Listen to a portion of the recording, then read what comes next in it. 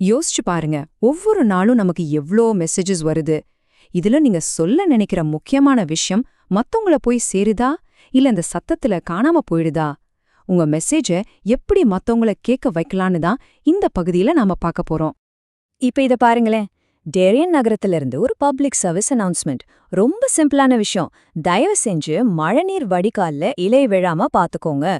இது முக்கியமான விஷயம்தான், இல்லைன்னு சொல்லல. ஆனா உண்மையா சொல்லுங்க, இதை எத்தனை பேர் நிஜமாவே கவனிப்பாங்க?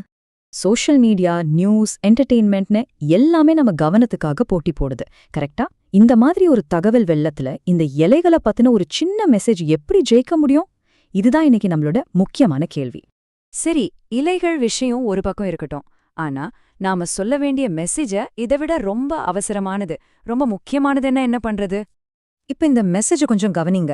இல்லினாய்ஸ் ஃபயர் டிபார்ட்மெண்ட் என்ன சொல்லுதுன்னா, தேங்க்ஸ் கிவிங் அன்னைக்கு தான் வீடுகள்ல சமையல் சம்பந்தமான தீ விபத்துகள் பயங்கரமா அதிகமாகுதுன்னு. பாருங்க, இது வெறும் ஒரு டேட்டா இல்ல, இது ஒரு உயிரை காப்பாத்தக்கூடிய எச்சரிக்கை. எவ்ளோ அதிகம்னு நினைக்கிறீங்க? நம்மளால நம்பவே முடியாத அளவுக்கு 199%. அதாவது மத்த சாதாரண நாட்களை விட 4 மடங்கு அதிகம். இப்ப புரியுதா உங்களுக்கு? இது வெறுமனே கவனத்தை ஈர்க்கிற விஷயம் மட்டும் இல்ல, இது பல உயிர்களை காப்பாத்துற விஷயம். சரி, பிரச்சனை என்னன்னு நமக்கு இப்போ நல்லா புரிஞ்சிடுச்சு. அப்ப தீர்வு என்ன? நம்ம மெசேஜ மக்கள் மேல திணிக்கிற அந்த பழைய ஸ்டைல விட்டுட்டு அவங்க கூட பேச ஆரம்பிக்கணும். அந்த மெகாஃபோன் எல்லாம் தூக்கி போட்டுட்டு அவங்க பக்கத்துல போகணும். இதுதான் அந்த பழைய முறைக்கும் புது முறைக்கும் இருக்கிற வித்தியாசம். முன்னாடிலாம் மெகாஃபோன்ல கத்துற மாதிரி நம்ம செய்திகளை மக்கள் மேல திணிச்சோம். அது ஒரு வழி பாதை மாதிரி. ஆனா இப்போ அப்படி இல்ல. நாம அவங்க கூட பேசி ஒரு கம்யூனிட்டிய உருவாக்கணும். ஒன்னு வெறும் சத்தத்தை உருவாக்குது, இன்னொன்னு உண்மையான ஒரு தொடர்ப, ஒரு கனெக்ஷனை உருவாக்குது. ஒரு ரிப்போர்ட்ல சொல்ற மாதிரி, நீங்க சும்மா போஸ்ட் பண்ணிட்டே இருக்கிறதுனால மட்டும் யாரும் உங்க பிராண்ட் மேல விசுவாசமா இருக்க மாட்டாங்க. உண்மையான ஈடுபாடு, அதாவது ஜென்யூன் என்கேஜ்மெண்ட் மட்டும்தான் அதை செய்ய முடியும். இதுதான் முக்கியமான பாயிண்ட். உண்மையான உரையாடல் தான் ஒரு ரிலேஷன்ஷிப்பை பில்ட் பண்ணும். சரி, இதெல்லாம் சொல்றதுக்கு நல்லா இருக்கு. ஆனா டேட்டா என்ன சொல்லுதுன்னு பார்க்கலாமா? சும்மா ஒரு சின்ன ரிப்ளைல எவ்ளோ பெரிய பவர் இருக்குன்னு இப்ப நீங்க பார்க்க போறீங்க. ரெடியா இருங்க. த்ரெட்ஸ்ல வர கமெண்ட்ஸ்க்கு நீங்க சும்மா ரிப்ளை பண்ணா மட்டுமே போதும், உங்க போஸ்டோட என்கேஜ்மெண்ட் ஆவரேஜா 42% அதிகமாகுது. யோசிச்சு பாருங்க, இது ஏதோ சிந்த மாற்றம் இல்ல, இது ஒரு கேம் சேஞ்சர். இது வெறும் த்ரெட்ஸ்ல மட்டும் நடக்கிற மேஜிக் இல்ல. லிங்க்டின்ல பாத்தீங்கன்னா 30% அதிகமாகுது.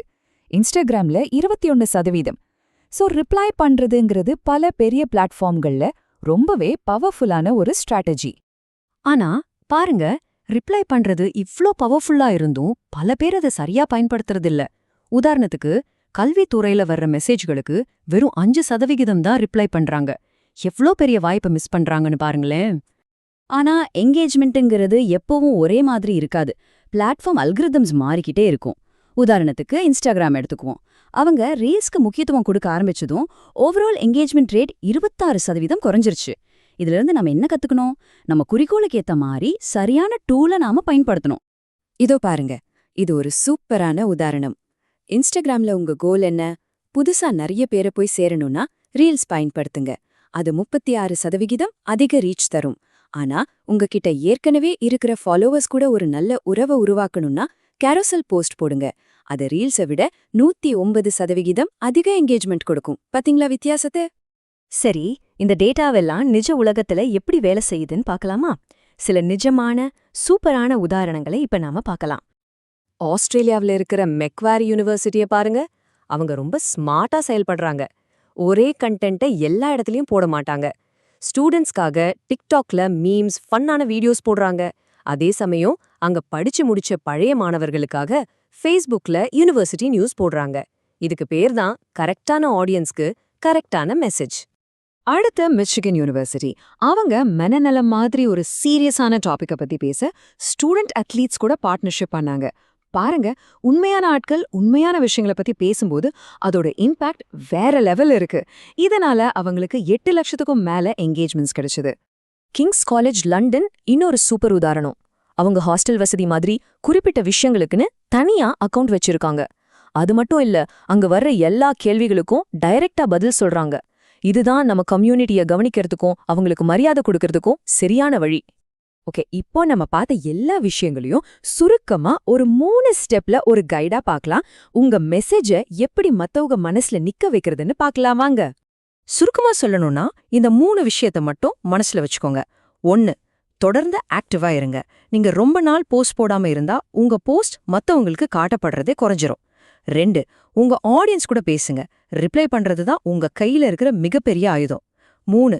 சரியான டூல தேர்ந்தெடுங்க. உங்க கோல் என்னவோ அதுக்கேத்த மாதிரி உங்க கண்டென்ட் இருக்கணும். இப்ப கேள்வி உங்ககிட்ட தான். நீங்க உலகத்துக்கு சொல்ல நினைக்கிற அந்த முக்கியமான ஒரு மெசேஜ் என்ன? இன்னைக்கு நாம கத்துக்கிட்ட அந்த விஷயங்களை வச்சு இந்த சத்த நிறைஞ்ச உலகத்துல அந்த மெசேஜை எப்படி நீங்க நிலைநிறுத்த போறீங்க? கொஞ்சம் யோசிச்சு பாருங்க.